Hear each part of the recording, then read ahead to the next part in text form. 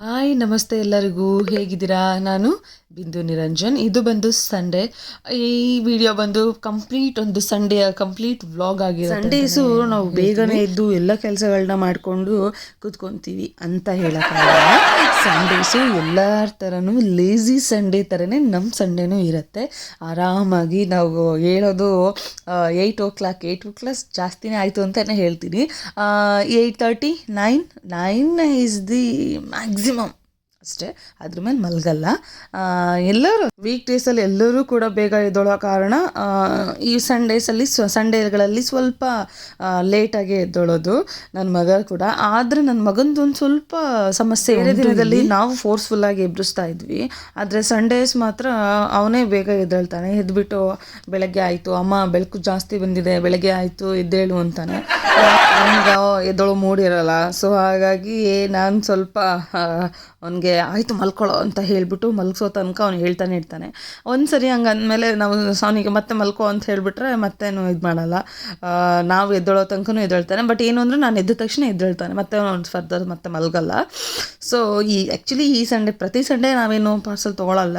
But ಈ Sunday ನನಗೆ ಸ್ವಲ್ಪ ಇಂಟ್ರೆಸ್ಟ್ ಇರಲಿಲ್ಲ. ಅದಕ್ಕೋಸ್ಕರ ಇಲ್ಲ ಬಿಡುತ್ತಾ ಹೊರಗಡೆಯಿಂದ ತರಿಸ್ಕೊಳ್ಳೋಣ ಅಂತ ಹೇಳಿಬಿಟ್ಟು ಇಲ್ಲಿ ಆ್ಯಸ್ ಯೂಶ್ವಲ್ ನಾನು ತಿನ್ನೋದೇ ದೋಸೆ. ಅದು ಬಿಟ್ಟರೆ ಒಂಥರ ಬೇರೆ ಏನೂ ನನಗಿಷ್ಟ ಆಗಲ್ಲ. ಸೊ ನಾನು ದೋಸೆ ತಿನ್ನೋದು, ನನ್ನ ಮಗನೂ ನನ್ನ ಕಡೆನೇ. ಅಂದರೆ ಅವನಿಗೂ ಸ್ವಲ್ಪ ದೋಸೆ ಇಡ್ಲಿ ಅಂಥದ್ದೇ ಇಷ್ಟ ಆಗೋದು. ಎಸ್ಪೆಷಲಿ ಮಸಾಲೆ ದೋಸೆ ಅಂದರೆ ಅವನಿಗೆ ಇಷ್ಟ. ಸೊ ಆಲ್ವೇಸ್ ಅವ್ನು ಮಸಾಲೆ ದೋಸೆನೇ ತೊಗೊಳ್ಳೋದು. ನಾನೊಂಥರ ಬೋರಿಂಗು, ನಂದು ಕೂಡ ನಾನು ಮಸಾಲೆ ದೋಸೆನೇ ತೊಗೊಳ್ಳೋದು. ಅದು ಬಿಟ್ಟರೆ ನಾನೇನು ತೊಗೊಳ್ಳಲ್ಲ. ಸೊ ನಮ್ಮ ಮನೆಯವರು ಅವ್ರು ಇಡ್ಲಿ ತೊಗೊಬಿಡ್ತಾರೆ. ಸೊ ಹಾಗಾಗಿ ನಮ್ಮದು ಈ ಥರ ಇತ್ತು ನಮ್ಮ ಒಂದು ಬೆಳಗಿನ ತಿಂಡಿ ಅಥವಾ ಉಪಹಾರ ಅಂತ ಹೇಳ್ಬೋದು. ತಿಂಡಿ ತಿಂದಾದ್ಮೇಲೆ ಕಾಫಿ ಕುಡಿದಿದ್ರೆ ಹೇಗಿರುತ್ತೆ ಅಲ್ವಾ? ಸೊ ಹಾಗಾಗಿ ಇಲ್ಲಿ ಕಾಫಿ ಆಗ್ತಾಯಿದೆ. ಸೊ ನನಗೆ ಒಂದು ಗೊತ್ತಾಗಲ್ಲ, ಬೇರೆ ದಿನಗಳಿಗೆ ಕಂಪೇರ್ ಮಾಡಿಕೊಂಡ್ರೆ ಭಾನುವಾರ ಮಾತ್ರ ಯಾಕೆ ಚಳಿ, ಒಂಥರ ವಾತಾವರಣ ಎಲ್ಲ ಚೇಂಜ್ ಇರುತ್ತೆ, ಸ್ವಲ್ಪ ಚಳಿಯಾಗಿರುತ್ತೆ. ಬಟ್ ಬೇರೆ ದಿನ ಆಗಿರಲ್ಲಪ್ಪ. ಎಸ್ಪೆಷಲಿ ನನಗೆ ಹಿಂಗೆ ಅನಿಸುತ್ತೆ, ಗೊತ್ತಿಲ್ಲ ಯಾಕೆ ಅಂತ. ಏನಂದರೆ ಸ್ವಲ್ಪ ಭಾನುವಾರದತ್ತು ಕೆಲಸಗಳನ್ನ ಕಡಿಮೆ ಮಾಡ್ತೀವಿ ಅಲ್ವಾ, ಮೀನ್ಸ್ ಸೋಂಬೇರಿಗಳ ಥರ ಕುತ್ಕೋತೀವಿ ಅಲ್ವಾ. ಸೊ ಹಾಗಾಗಿ ಆ ಥರ ಫೀಲ್ ಆಗುತ್ತೆ ಅಂತ ಅಂದ್ಕೊಂಡಿದ್ದೀನಿ. ಬಟ್ ಗೊತ್ತಿಲ್ಲ, ನಾನು ಒಬ್ಳಿಗೆ ಈಗ ಅನ್ಸುತ್ತೋ ಎಲ್ಲರಿಗೂ ಈಗ ಅನ್ಸುತ್ತೋ ಗೊತ್ತಿಲ್ಲ. ಬಟ್ ಈ ಸಂಡೇ ಅಂತೂ ಸಿಕ್ಕಾಬಟ್ಟೆ ಚಳಿ ಇತ್ತು. ಸೊ ಹಾಗಾಗಿ ಕಾಫಿ ಎಂಜಾಯ್ ಮಾಡ್ಕೊತ ಸ್ವಲ್ಪ ಹೊತ್ತಾಗೆ ಮಾತಾಡ್ಕೊತ ಕೂತ್ಕೊಂಡ್ವಿ.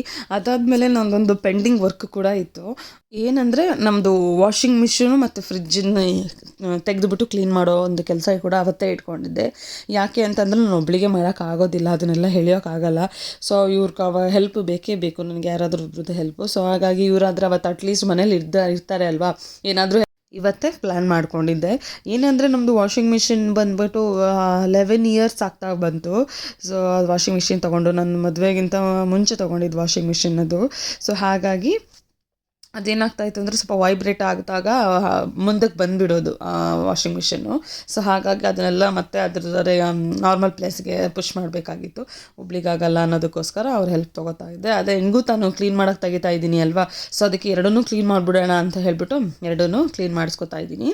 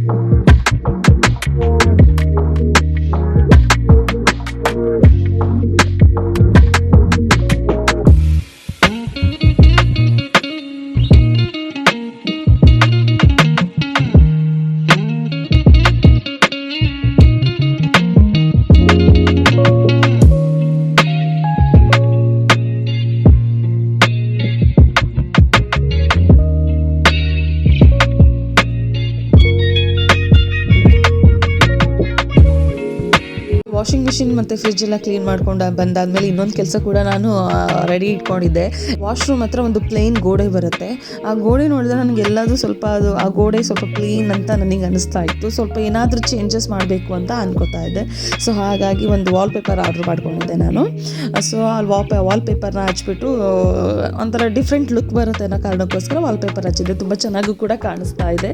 ಅಲ್ಲೊಂದು ಪ್ಲ್ಯಾಂಟ್ ಇಡಬೇಕು ಅಂತ ಇದೆ, ಬಟ್ ಪ್ಲ್ಯಾಂಟ್ ಈಗ ನಮ್ಮ ಮನೇಲಿರೋದೇ ಇಟ್ಟಿದ್ದೆ, ಬಟ್ ಬೇರೆ ಪ್ಲ್ಯಾಂಟ್ ತಂದು ಇಡಬೇಕು. ಹೇಗೆ ಸೆಟ್ ಮಾಡ್ಕೊಂಡು ನೋಡ್ರವ. ನೈಸ್. ಎಲ್ಲಿ ನಿನ್ನ ಟೀತ್ ಬರ್ತಾ ಇದ್ದಾವ? ಎಲ್ಲ ಕ್ರಾಸಾಗಿ ಬರ್ತಾ ಇದೆಯಲ್ಲ ಅಚ್ಚು. ಸ್ವಲ್ಪ ಇಲ್ಲಿ ಅಮೆಝಾನ್ ಫ್ರೆಶಿಂದ ಸ್ವಲ್ಪ ಐಟಮ್ಸ್ ಬೇಕಿತ್ತು, ಸೊ ಹಾಗಾಗಿ ತರಿಸ್ಕೊಂಡಿದ್ದೆ. ಅದನ್ನೆಲ್ಲ ನನ್ನ ಮಗ ಚೆಕ್ ಮಾಡಿ ಎತ್ತಿಡ್ತಾ ಇದ್ದಾನೆ. ಏನದು ಫಿಗ್ ಅಂದರೆ ಏನು? ಓಕೆ.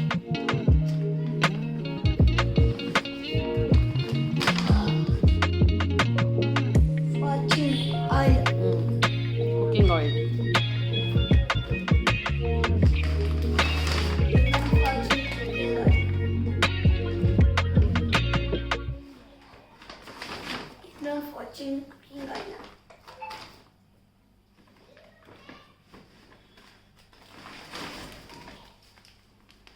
White label sugar. ಎಣ್ಣೆ ಮೇಲೆ ಇಡಬಾರ್ದು, ಅದನ್ನು ಸೈಡಿಗೆ ಇಡು. ಎಸ್, ಗುಡ್ ಬಾಯ್.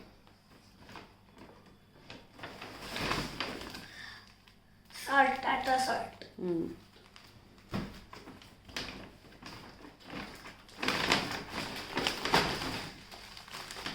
Tata salt again, crystal. Yes, crystals. Crystal salt.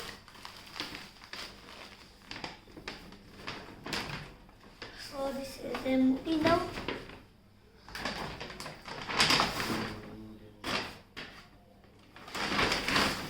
Reel.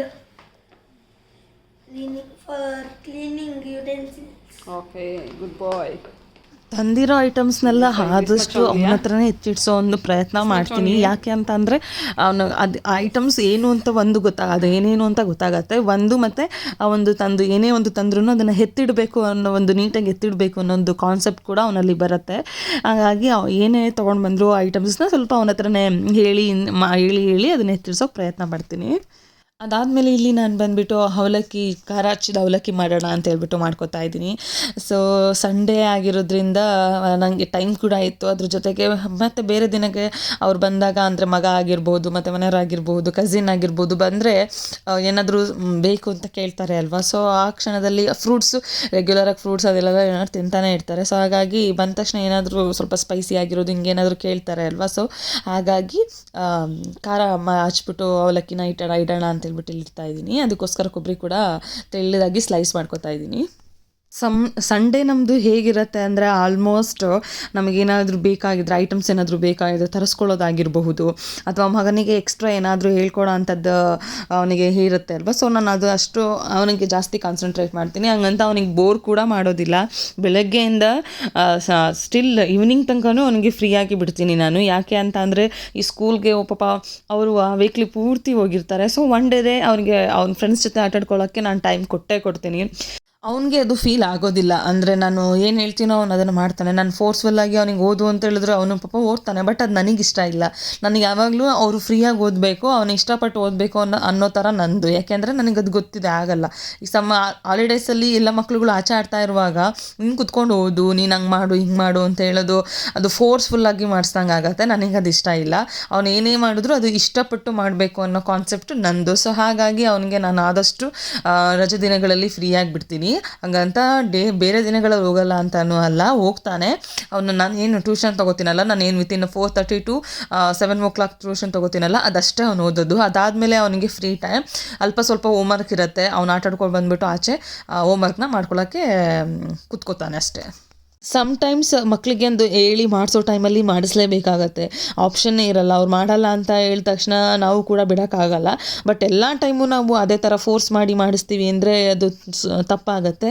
Of course exam ಟೈಮಲ್ಲಿ ಆಗಿರಬಹುದು, ಬೇರೆ ಟೈಮ್ಗಳಲ್ಲಾದರೂ ಆಗಿರಬಹುದು, ನಾವು ಅವ್ರಿಗೆ ಹೇಳಿ ಮಾಡಿಸ್ತೀವಿ. ಕುತ್ಕೋ, ಇಲ್ಲ ಅಚ್ಚು ನೀನು ಕುತ್ಕೋ, ಇಲ್ಲ ನೀನು ಊಟ ಮಾಡು ಅಂದರೆ ಈ ಥರದ್ದೆಲ್ಲ ಆರ್ಡ್ರ್ ಮಾಡಿಬಿಟ್ಟು ನಾವು ಅವ್ರ ಹತ್ರ ಮಾಡಿಸ್ಕೊತೀವಿ. ಬಟ್ ಎಲ್ಲ ಟೈಮಲ್ಲೂ ನಮ್ಮದು ಆರ್ಡ್ರ್ ವರ್ಕ್ ಆಗೋದಿಲ್ಲ.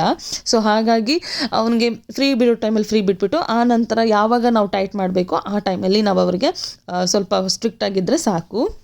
ಸೊ ಇಲ್ಲಿ ಬಂದು ನಾನು ಶೇಂಗಾನು ಫ್ರೈ ಮಾಡ್ಕೊಂಡು ಇಟ್ಕೊಂಡಿದ್ದಾಯಿತು, ಅದ್ರ ಜೊತೆಗೆ ಉರ್ಗಡ್ಲೆನೂ ಫ್ರೈ ಮಾಡಿಕೊಂಡೆ, ಮತ್ತು ಅವಲಕ್ಕಿನೂ ಕೂಡ ಫ್ರೈ ಮಾಡ್ಕೊಂಡು ಇಟ್ಕೊಂಡಿದ್ದೀನಿ. ಈಗ ಕರಿಬೇವನ್ನ ಫ್ರೈ ಮಾಡಿ ಇಟ್ಕೊತಾ ಇದ್ದೀನಿ. ಇದೆಲ್ಲ ಏನು ಬೆಳ್ಳುಳ್ಳಿ, ಅದ್ರ ಜೊತೆಗೆ ಬೆಳ್ಳುಳ್ಳಿ ಕೂಡ ನಾನು ಫ್ರೈ ಮಾಡಿ ಇಟ್ಕೊಂಡಿದ್ದೀನಿ. ಇದೆಲ್ಲ ಆದಮೇಲೆ ಇಲ್ಲಿ ನಾನು ಅವಲಕ್ಕಿನಿಗೆ ಸ್ವಲ್ಪ ಉಪ್ಪು ಮತ್ತು ಖಾರದ ಪುಡಿ ಎಲ್ಲ ಹಾಕಿಬಿಟ್ಟು ಚೆನ್ನಾಗಿ ಮಿಕ್ಸ್ ಮಾಡ್ಕೊತೀನಿ. ಏನು ನಾನು ಅವಲಕ್ಕಿ ತೊಗೊಂಡಾಗ ಸ್ವಲ್ಪ ಬಿಸಿ ಇರುತ್ತೆ ಅಲ್ವಾ, ಸೊ ಆ ಬೆಚ್ಚಗಿರುವಾಗಲೇ ಅದನ್ನೆಲ್ಲ ಹಾಕಿ ಚೆನ್ನಾಗಿ ಮಿಕ್ಸ್ ಮಾಡಿಕೊಂಡ್ರೆ ಚೆನ್ನಾಗಿ ಬಾಂಡಿಂಗ್ ಮೀನ್ಸ್ ಅದು ಚೆನ್ನಾಗಿ ಮಿಕ್ಸ್ ಆಗುತ್ತೆ. ಸೊ ಹಾಗಾಗಿ ಅದಾದಮೇಲೆ ಮಿಕ್ಸ್ ಮಾಡ್ಕೊಂಡು ಆದಮೇಲೆ ಇಲ್ಲಿ ಏನು ನಾನು ಎಣ್ಣೆಲಿ ಕರೆದಿಟ್ಕೊಂಡಿದ್ದೀನಲ್ಲ ಈ ಐಟಮ್ಸ್ನೆಲ್ಲ ಹಾಕಿಬಿಟ್ಟು ಒಂದು ಸರಿ ಚೆನ್ನಾಗಿ ಮಿಕ್ಸ್ ಮಾಡಿ ಇಟ್ಟರೆ ಆಯಿತು. ಸೊ ನಾನು ಫೈನಲಿ ಏನು ಮಾಡಿದ್ದೆ ಅಂತ ಅಂದರೆ ಸಕ್ಕರೆ ಹಾಕೋದು ಮರ್ತೋಗಿದ್ದೆ. ಸೊ ಅದನ್ನು ಕೂಡ ಆ್ಯಡ್ ಮಾಡಿದೆ. ನೀವು ಸ್ಟಾರ್ಟಿಂಗಲ್ಲಿ ಆ್ಯಡ್ ಮಾಡಿಕೊಂಡ್ರು ಓಕೆ, ಲಾಸ್ಟಿಂಗಲ್ಲಿ ಆ್ಯಡ್ ಮಾಡಿಕೊಂಡ್ರು ಓಕೆನೆ. ಸೊ ಹಾಗಾಗಿ ಅದನ್ನೆಲ್ಲ ಹಾಕ್ಬಿಟ್ಟು ಚೆನ್ನಾಗಿ ಮಿಕ್ಸ್ ಮಾಡ್ಕೊಂಡು ಆದಮೇಲೆ ಒಂದು ಸರಿ ಟೇಸ್ಟ್ ನೋಡಿದೆ ಕೂಡ ಸ್ವಲ್ಪ ನನಗೆ ಉಪ್ಪು ಮತ್ತು ಖಾರ ಕಡಿಮೆ ಅಂತ ಫೀಲ್ ಆಯಿತು. ಸೊ ಹಾಗಾಗಿ ಮತ್ತೆ ಇನ್ನೊಂದು ಸ್ವಲ್ಪ ಉಪ್ಪು ಮತ್ತು ಖಾರ ಪುಡಿ ಹಾಕಿಬಿಟ್ಟು ಇನ್ನೊಂದು ರೌಂಡ್ ಚೆನ್ನಾಗಿ ಮಿಕ್ಸ್ ಮಾಡಿ ಇಟ್ಟೆ. ಸೊ ಆಮೇಲೆ ಇನ್ನೊಂದೇನು ಅಂದರೆ ಇದು ಸ್ವಲ್ಪ ಪಾರ್ಸಲ್ ಹೋಗಬೇಕಾಗಿತ್ತು ಬೇರೆ ಕಡೆಗೆ.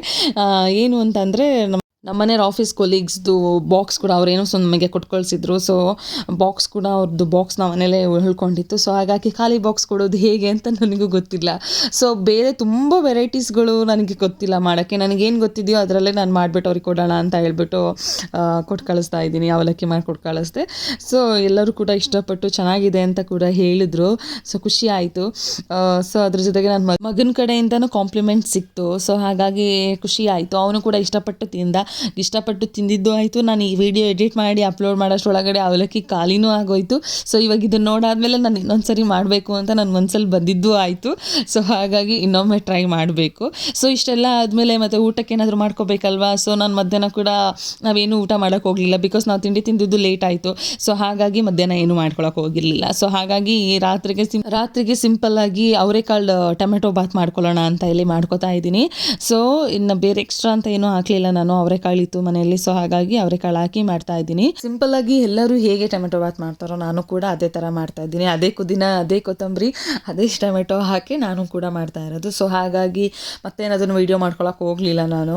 ಸೊ ಇಷ್ಟ ಆಗಿತ್ತು ನನ್ನ ಈ ದಿನದ ಒಂದು ವ್ಲಾಗ್. ಹೇಗಿತ್ತು, ಯಾರಿಗೆಲ್ಲ ಇಷ್ಟ ಆಯಿತು ಅವರೆಲ್ಲ ಲೈಕ್ ಮಾಡಿ, ಕಮೆಂಟ್ ಮಾಡಿ. ಮತ್ತು ಎಷ್ಟೋ ಜನ ಸಬ್ಸ್ಕ್ರೈಬ್ ಮಾಡ್ಕೊಂಡಲ್ಲೇ ನಾನು ವೀಡಿಯೋ ನೋಡ್ತಾ ಇದ್ದಾರೆ. ಸೊ ಅವರೆಲ್ಲ ಸಬ್ಸ್ಕ್ರೈಬ್ ಮಾಡ್ಕೊಳ್ಳಿ ಅಂತ ಹೇಳಕ್ಕೆ ಇಷ್ಟಪಡ್ತೀನಿ. ಸೊ ಇದಾಗಿತ್ತು ಈ ದಿನದ ಒಂದು ಸಿಂಪಲ್ ವ್ಲಾಗ್. ಯಾರಿಗೆಲ್ಲ ಇಷ್ಟ ಆಯಿತು ಸೊ ತಪ್ಪದೆ ಕಮೆಂಟ್ ಮಾಡಿ, ಲೈಕ್ ಮಾಡಿ, ಶೇರ್ ಮಾಡಿ. So thank you everyone, bye.